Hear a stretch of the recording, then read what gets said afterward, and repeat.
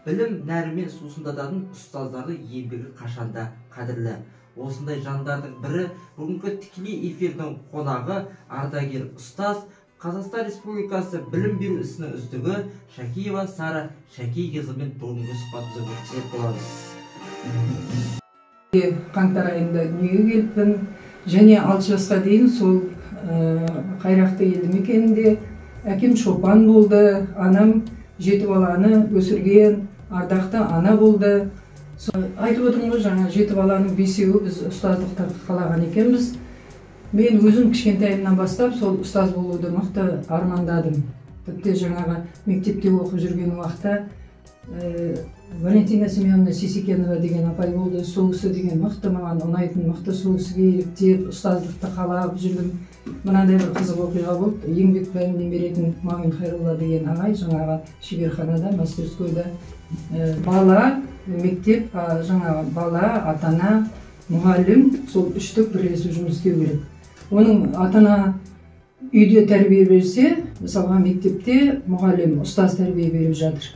Оның мысалға айғағы пандемия кезінде де жаңағы ата-аналардың өзінің айтуы бойынша ұстазсыз бізге қиын екен, мұғалімнің рөлі зор екен.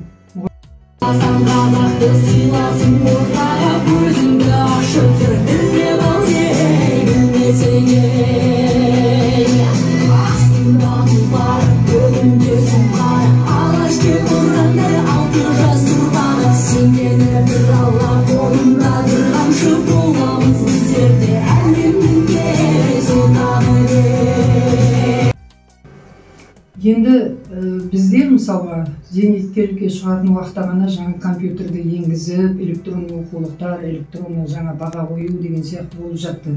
Ал біздер немен жұмыс істедік? Біздер қара тақта ақбор деп айтамыз ғой. Сонымен жұмыс істедік.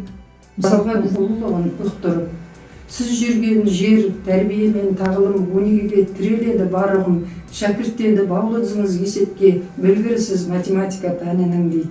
Енді ар жағын қуаныштым, сізге денсаулық тілеймін, отбасыңыз аман болсын, деніңіз сау болсын, мына көрген балдарыңыздың рахатын көре беріңіз, дастархандарыңыз шашылу болсын. Әкімі Еркебұлан Сәрсенбайұлына рахметім.